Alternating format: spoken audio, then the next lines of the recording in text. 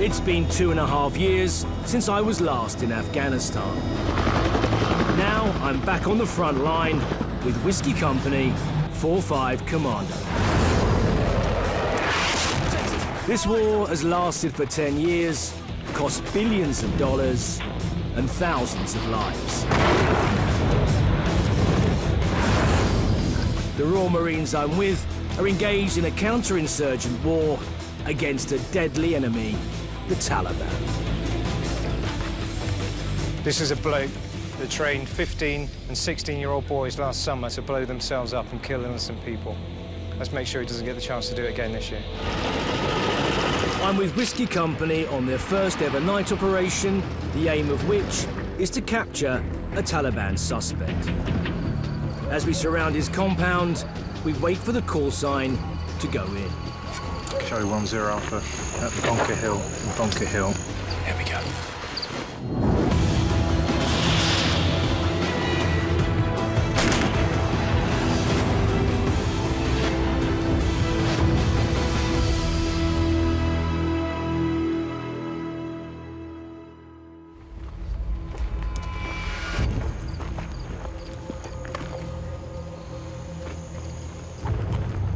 I'm with Whiskey Company 4-5 Commando on a covert operation to catch a high-level target suspected of training young suicide bombers.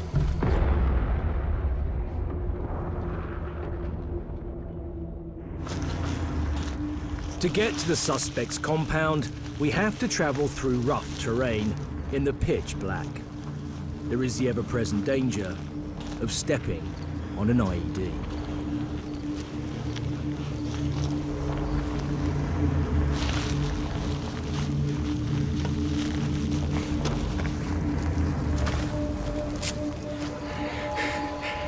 Slightly emotional crossing those fields. We haven't got infrared eyes like these guys have.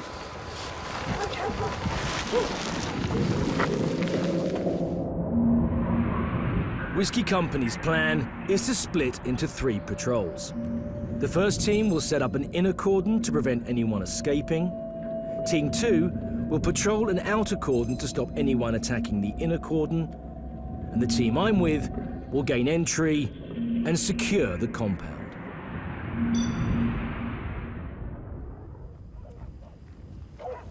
Night operations rely on the element of surprise, but as we approach the compound, every dog in Afghanistan is trying to give our location away.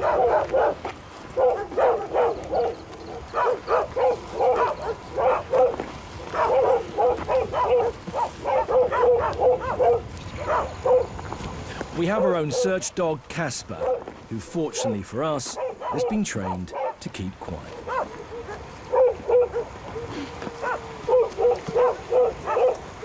Why, that is man's best friend. The other half of his family down the road are proving not to be very helpful to us. That is one of the biggest problems out here. The guys, all of them have guard dogs. See how well trained though. He is. He's not doing anything. He knows he's about to do his job.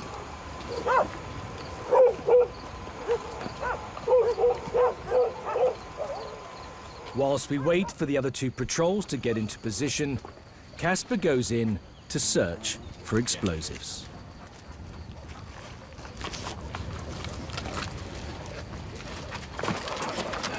We send the dog in first, just to the this open area just now. In the first 2 little compounds, so he's going to search that.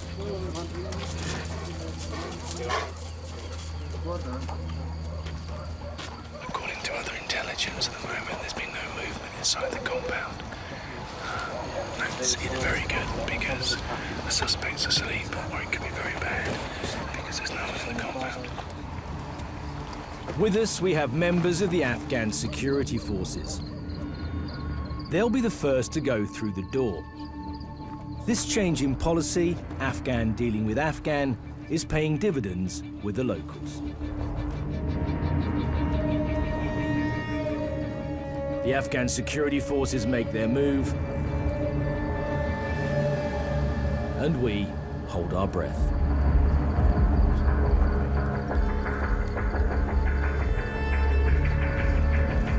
Then, within minutes, the startled suspects are brought out.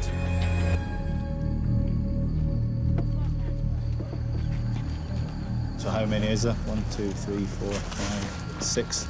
6 males. And how many females? 5. 5 females. 5 females. Okay, so 11 in total. It's not lost on me that we must appear to them like aliens from another planet. Do they actually hold any legally or illegally held weapons? Or ammunition? No, I haven't. Okay, we've got a second search pair on another individual. Yeah. The guys from Whiskey wouldn't be here, and the intelligence was really, really good. They know that the guy that trains suicide bombers frequents this compound and lives here and sleeps here on a regular basis. The fact is, you're not going to make many friends doing this early on a Friday morning, or equivalent of our Sunday morning. However, if the guy that trains suicide bombers is here and he's captured tonight, the amount of lives that have been saved is unquantifiable. The success of the whole operation now rests on the Marines finding their man. But they also need evidence to be able to prosecute. The mobile phone is one of the biggest sources of information and can lead to a whole network of insurgents. He said he had one memory card, Right. which was the one in the matchbox, which I found. Then he said, asked him if he had any more on the phone, and that he said no. Then I found this one. Right. Mobiles can also have a deadly use, detonating IEDs. All in one link. Information now, name of Bravo 1. That is the man that has trained at least 12 to 15 suicide bombers, right now being searched.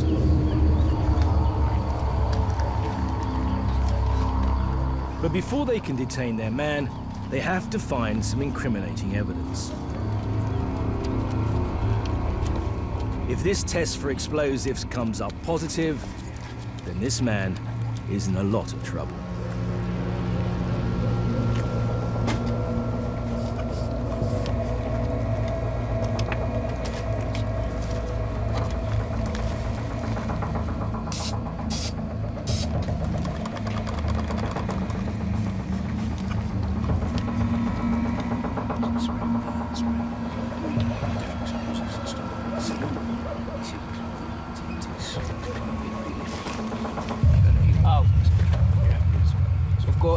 Got a trace of Group B, clothes like Semtex. So the Bravo 1, the main suspect, right hand on his wrist, has proved positive for explosives. So at the moment, it looks like they've got the right guy.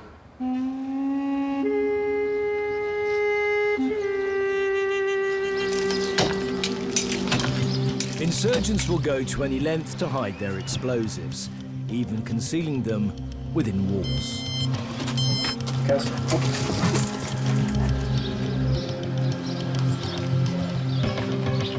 Everyone in this compound is now a major suspect. They all need to be tested and catalogued. Stunning.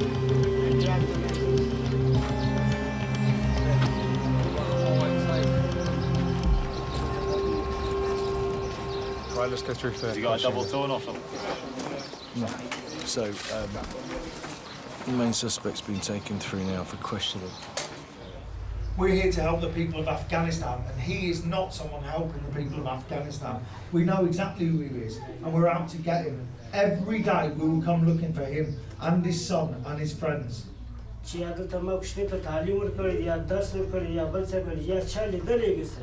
If we find him with suicide bombers, or we find him with weapons and explosives, what we will do is hand him over to the police, and he'll get tried by an Afghan court with an Afghan jury, and he'll go to jail for the crimes he's committed.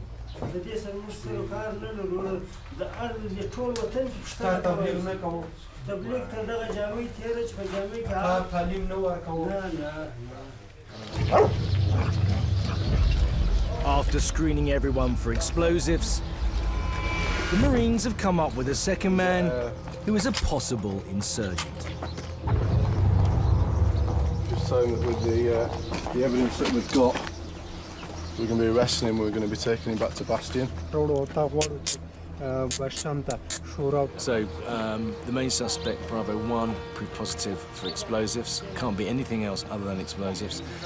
Now, the second suspect has proved positive for explosives. So that's 2 people now that will be arrested and taken to Camp Bastion for interrogation.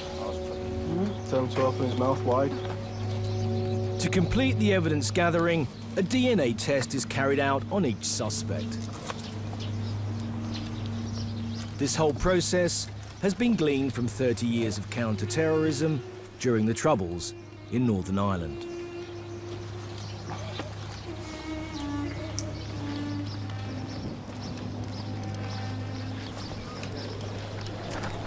So, successful operation.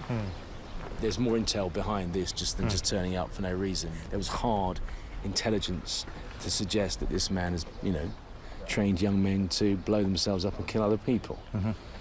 And the successful operation today by the lads has, taken this guy out of the picture for a period of time. And that will have 2 effects. A, he won't be able to attack us or attack anybody else whilst he's dealing with these issues. And secondly, it sends a message out to the wider community that ISAF will appear out of the night. They will appear on the doorstep of suspected or known insurgents and are not afraid to do so. And I fully expect other local nationals to come forward now with more information, because they will be slightly less scared or slightly more reassured that ISAF will take action. Because he's been taken out of the picture.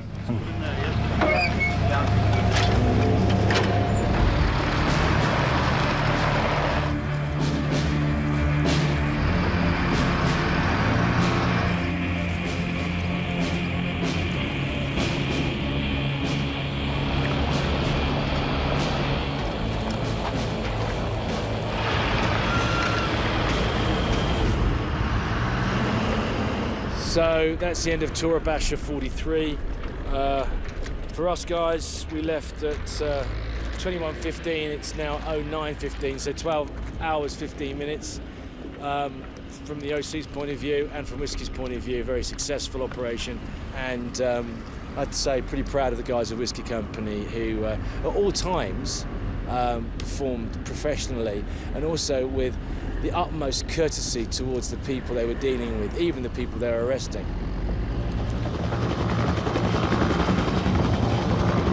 The suspect with the most evidence against him is being airlifted to Camp Bastion to undergo questioning. He will then be handed over to the Afghan authorities.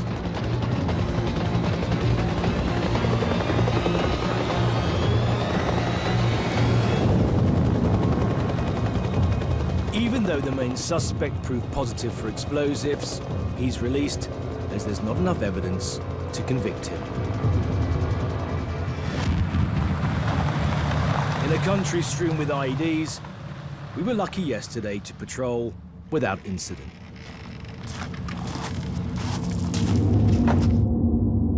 But later that evening, the brutality of this war is made all too clear. Brade, stand at ease. Whiskey Company gathered to pay tribute to 2 Royal Marines recently killed by an IED in a neighbouring area of operation. It is with great sadness that Lieutenant Oliver Richard Augustin and Marine Samuel Giles William Alexander Military Cross, both from Juliet Company, our sister commando unit, 4-2 Commando, were killed in action in Afghanistan last Friday, the 27th of May 2011. They were trying to expand the influence of the government of Afghanistan and were serving the United Kingdom. Lieutenant Oliver Richard Augustin. Lieutenant Augustin's mum and dad said, Ollie was a much-loved and cherished son. He was a beautiful boy who we were very, very proud of. On completion of training, Marine Alexander MC was appointed to the Fire Support Group Mike Company 4-2 Commando Royal Marines. He was married to Claire in November 2009, and their son Leo was born in July 2010. Claire, Sam's wife, said, he was our rock and my best friend. he has been taken from me all too soon. I just hope his death was not in vain. Usually the mortars are used for a very different reason. However, on this occasion, flares are fired as a mark of respect. Unfortunately, this isn't the first time I've been given the privilege to pay my respects to fallen Royal Marines.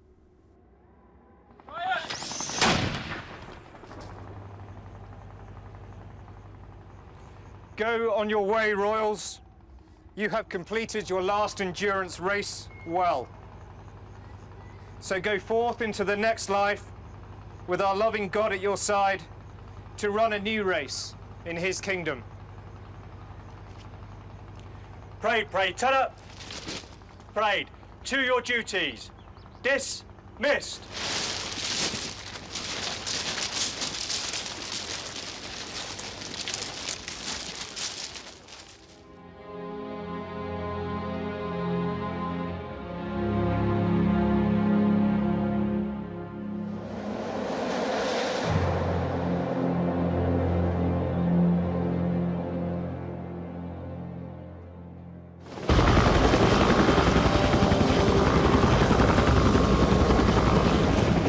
Day, the arrival of the post is a welcome diversion from the constant patrolling and stifling heat. It's the first time in 3 weeks that the company have received news from their loved ones. Marine Morrison? Okay, go for it. Yeah! I've got beef jerky, chocolate, some socks, obviously, for some reason, and some reggae sauce to dip into it when you want. So. Yeah, but it means a lot, doesn't it? Oh, definitely, yeah. It's, especially when you wait so long for it, it's just a nice little taste of home when you get something through. And the longer the tour goes on, the more important it will become when it arrives, yeah? Hell yeah. It's like Christmas Day, yeah? And I've got Merry Christmas wrapping, so yeah. Major Paul Maynard is the officer commanding the 140 Marines of Whiskey Company. The enemy will show his hand at some stage. He's responsible for leading his men in this new era of counterinsurgency.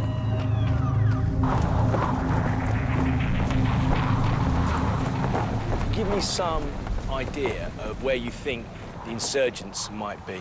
My assessment is that this area, particularly up to the north, is used as a facilitation area. Which is not far from where we are right now. We're sat right in the middle of it. We're right in the middle of the hornet's nest. This is where they come to bed down. This is where they come to rest. This is where they come to collect weapons, IEDs. So how do you go about, without giving too much away, how do you go about targeting the people that are supplying the weapons or supplying the IEDs? This is not a good versus evil battle. This is not a Darth Vader versus Luke Skywalker situation. The insurgency covers a myriad of different evils. Very few, I believe, now are religious zealots, ideological fundamentalists. I think what we have are many, many, many shades of grey. The ones that we can target most easily are young youths who perhaps are unemployed, are lost, uneducated, misguided, and they're just looking for a little bit of power, a little bit of prestige, kudos. And they can find that by joining this gang, as they see it. And they get given a weapon or they get given an ID and they get told to go and, you know, fire at somebody or place it. But this is somebody's son, this is somebody's brother, this is somebody's cousin. And out here, family is everything. And if we go in and kill this playground weakling, then we're probably creating 10 or 20 more insurgents that will come back at us the next day. Which has happened in the past. So I think it's important that we apply force only when absolutely necessary. How would you describe your role right now? Are you a fighting major in the Royal Marines? Are you a police officer? Are you a diplomat? Counsellor? That's the fascinating thing about this type of warfare. I think we're all of those things. But at the same time, we have to be prepared to, at the switch of a hat, react to enemy fire, react to an IED, and take the fight to the enemy. And then in another vein, there is an increasing amount of police work, which is arguably alien to us as military men, We're not trained in police skills, but we are finding ourselves having to sort of take on a detective-type mentality. As a reactive force, that must be very hard for you guys, no? I think for the lads, possibly it is frustrating because it is in their DNA to go and fight. They want to go and fight the Taliban. They've spent a long time, for some of them many years, training for what is now their first tour. And they want to cut their teeth, I understand that. But many of them are probably uncertain of what they wish for.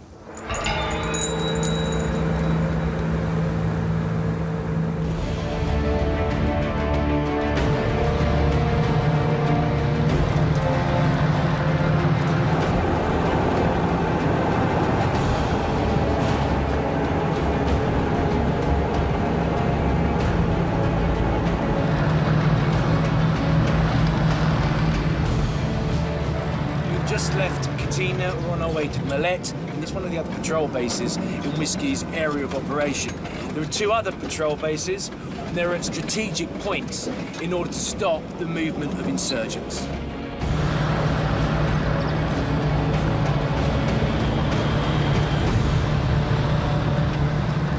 This new tactic against the Taliban is having an effect. When I was last in Afghanistan in 2009, there would have been more day-to-day contacts with the enemy. At the moment, the biggest threat is the IED.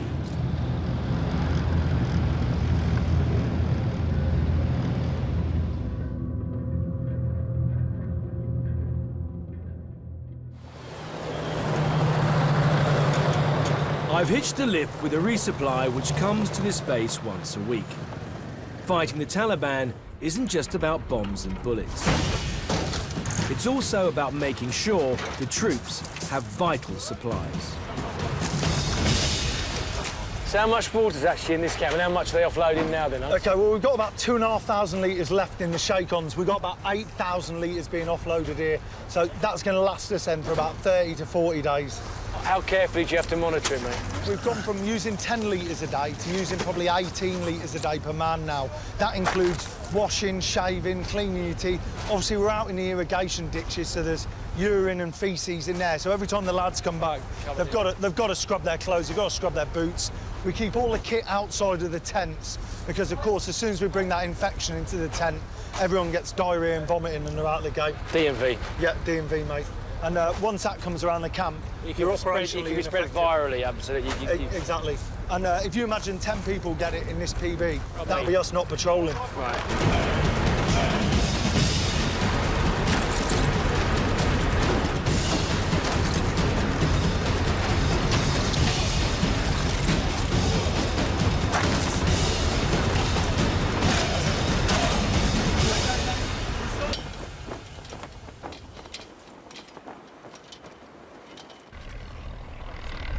It's hoped that Malit will be handed over to the Afghan security forces in the next couple of months. This transition is part of the overall plan to withdraw combat troops by 2014. Until then, it will be British boots patrolling the ground. All right, gents, I realise you've been on patrol already today. This is only going to be a short one, so they know that we're... In charge is Lieutenant Ed Williams. Very recently, his men found a substantial cache of bomb-making equipment. On the junction outside. Just one from me on those searches. Grocery and grocery wagons led by donkeys. They're stashing weapons and IED components within those wagons, so thorough checks of those. And additionally, something that's come down quite recently is motorcycle saddlebags. Go thorough, go very thorough. Once we've done there, we'll be moving back. Before we head out, I take the opportunity to talk to Ed, who knew Lieutenant Oliver Augustin, one of the Royal Marines, recently killed in action. Only 3 days ago, someone that you know, someone that you trained with, Ollie Augustin, lost his life to an IED. And you trained with Ollie and you knew him very well, yeah? It's an incredible blow, and everything that I've read that's been written about him is so unbelievably accurate. His potential for the future, even as a peer in training with him, his potential and ability was so clear that it's not just him, it's a huge blow to the family and friends, but it's also a massive blow to the corps as well. You've already found a cache of IEDs. That's correct, yeah. Yeah. The same sort of thing that possibly killed Ollie. Yeah? Indeed, yeah. It must be a bitter pill to swallow when you know that some of the people that are waving to you possibly knew that there was an IED laid up the road that unfortunately killed someone that was close to you. Isn't that annoying? Isn't that frustrating? And doesn't that make you angry? I think angry's the wrong word, because you know it's happening. There's not a great deal I can do about it to force information from somebody. But at the same time, why should they? They've been in this country that's been in conflict for a number of decades. We're just another foreign force in this area that at some point in the future will remove ourselves.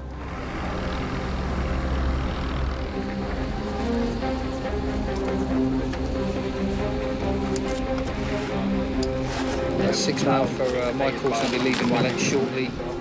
Every day, the men of Whiskey Company risk their lives patrolling the surrounding area. Right, lads, as soon as we step off, go out the main gate, just make ready just to get to the main gate. They do so to provide security for the local people and to keep the Taliban at bay.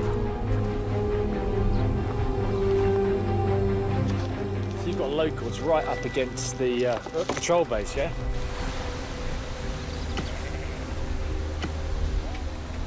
The most important part of counterinsurgency is to win local support. Hey, salam alaikum. Sange. But nurturing this open relationship requires a huge amount of effort and trust. How are you doing?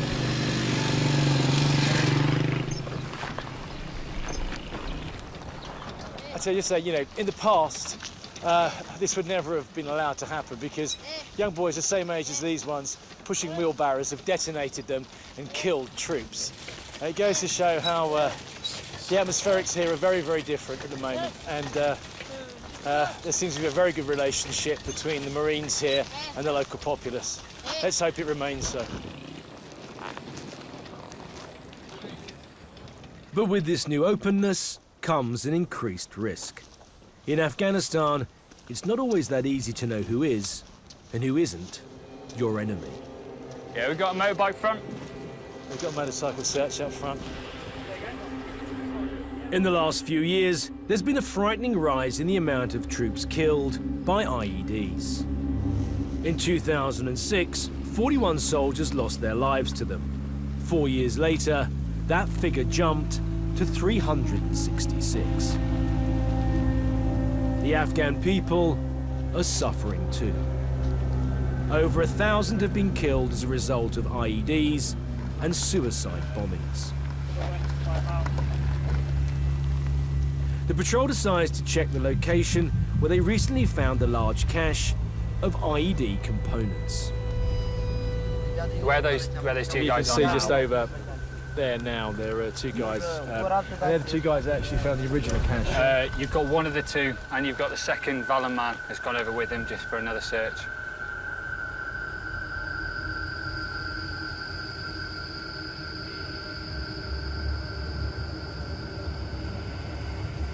It's a very brave job, huh? It's a ridiculously brave job. Yeah, salam alaikum.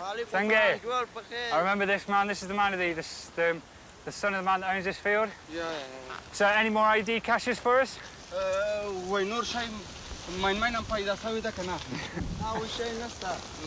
You sure? You didn't see it put in last time? You sure?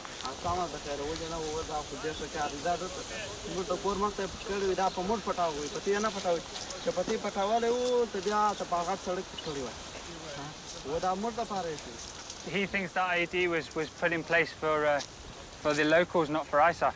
Yeah. He does? Okay. Can you ask him if he's scared of the insurgents? Is he scared of the Taliban?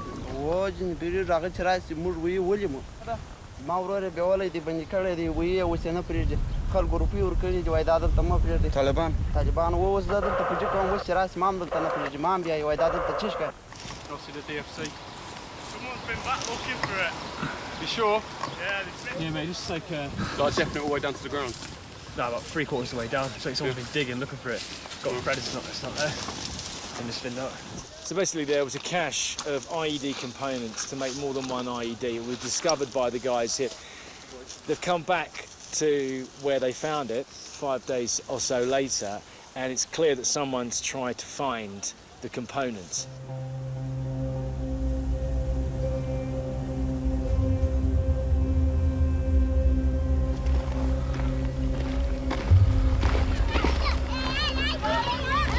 Patrols like these are all in a day's work for these Royal Marines.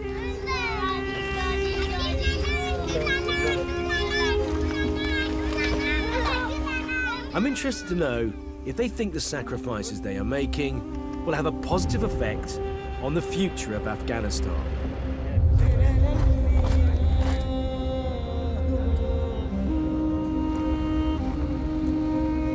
Later that evening, I have a privileged opportunity to talk openly with the lads. Eventually, ISAF forces will leave here.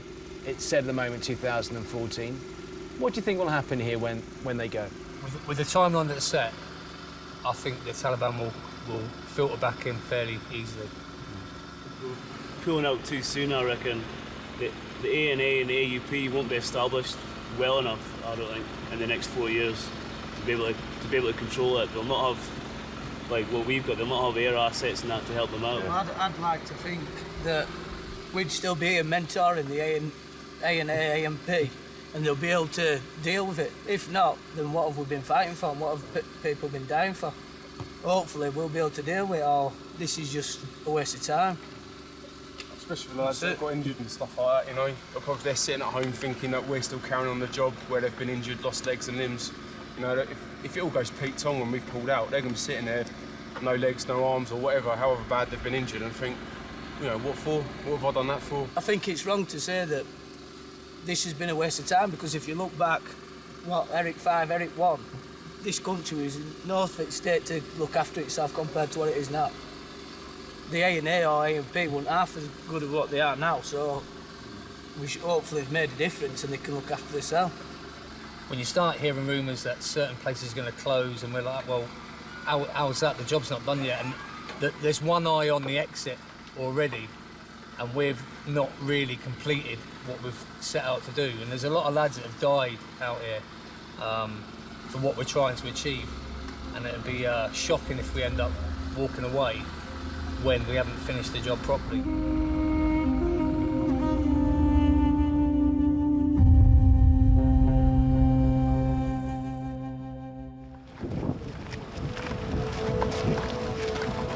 It's been a surprisingly quiet time on the front line with Whiskey Company. I came here expecting to film firefight after firefight. What I've witnessed instead is a concerted and successful effort to take out mid-ranking Taliban commanders with minimal disruption to the local population. They've also had significant finds of hidden IED components, which have saved innumerable lives.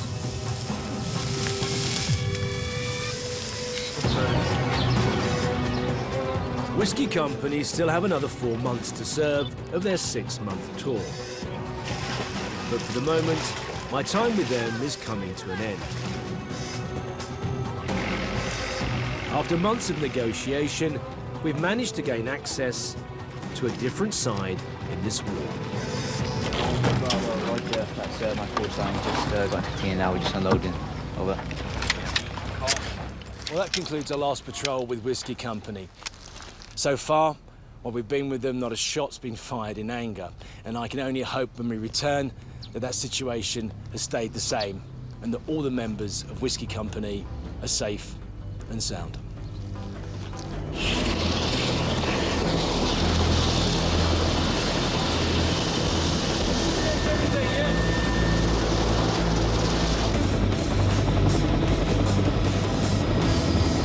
Whiskey Company are just a handful of the 25,000 troops which occupy Helmand Province.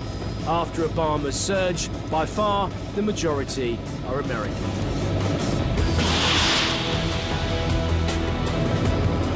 For the first time, I'm swapping the bootnecks of Her Majesty's Royal Marines for the leathernecks of the US Marine Corps. I'm traveling to an area of Afghanistan which I know well. In recent years, it's seen some of its heaviest fighting.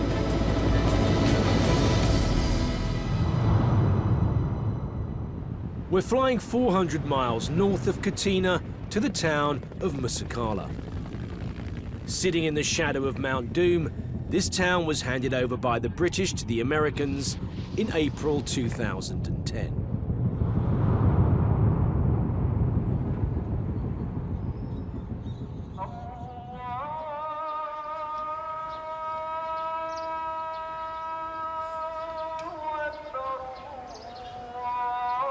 Musakala literally means the fortress.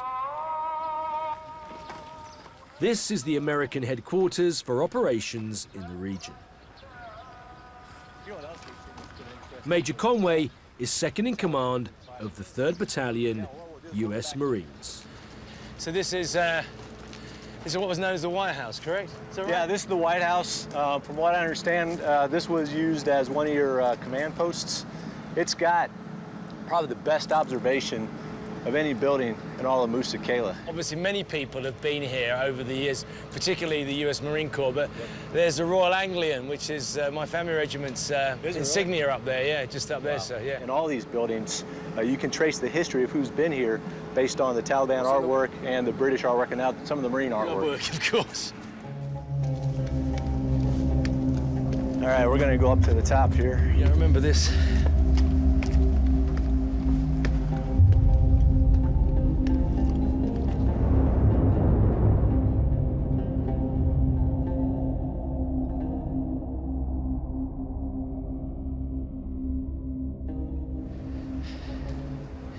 So this is probably the highest bit of relief you've got here, yeah? Yeah, this is definitely the command and territory for this this part of the wadi over here. Obviously, the dominant terrain feature is Mount Musakala, otherwise known as Mount Doom. Mount Doom. Yep. Yeah, which I've been up to a few times, not have to you the really? top. Yeah, around it, up and around it, yeah. These peaceful scenes are a far cry from Musakala's recent bloody history. It's been occupied by the Taliban, and it's been the site of some of Britain's toughest battles. It is still of strategic significance for narco-criminals and the insurgents. 3 years ago, I was in this very base with Delta Company 5 Scots when we came under rocket attack. That's IDF. Right, guys, just go straight to the orange here. Yeah, right, okay. Yeah, he's got the small penetration route to the left, up the thigh. 4 to 5-year-old, she's got shrapnel in her back, and they're trying to pull it open, and she's obviously in some severe amount of pain. She's got a cut in the back.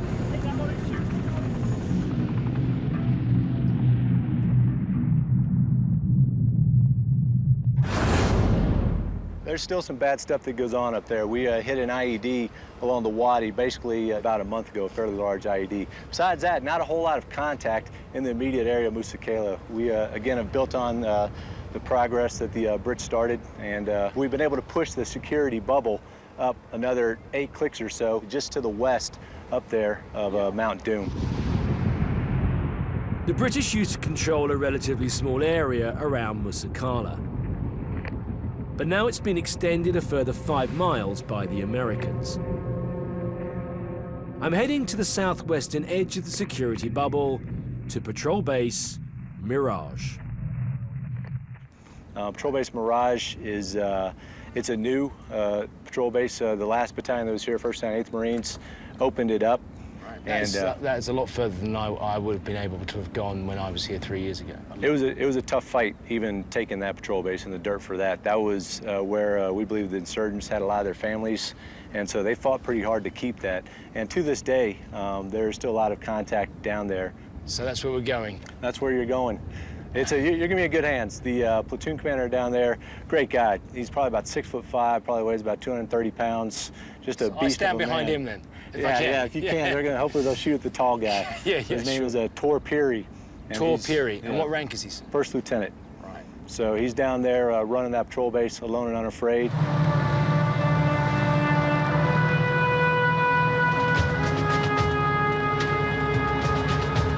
Having heard so much about the Americans, their equipment and how they operate, I'm really interested to see how they differ from the British. Kilo Company have agreed to be my host for a week. They are southwest of Musakala, right on the front line. We've been travelling now with the US Marine Corps for about half an hour. I mean, that would have been inconceivable 3 years ago in terms of travelling this distance without getting contacted or even beginning to attempt to make that kind of journey. It's a great testament to the sacrifice maybe and to the endeavour of the guys that have been here in the 3 years that I've been away to have pushed out the security bubble this far.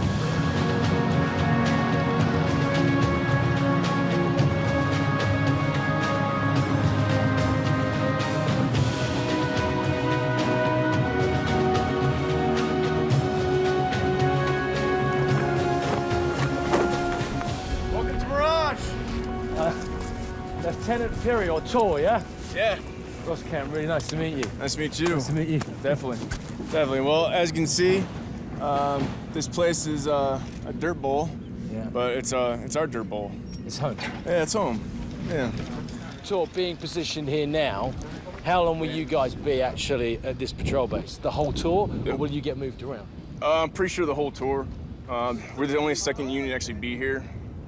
Before that, this was all Taliban land. Actually, the compound you're standing on belonged to a Taliban commander.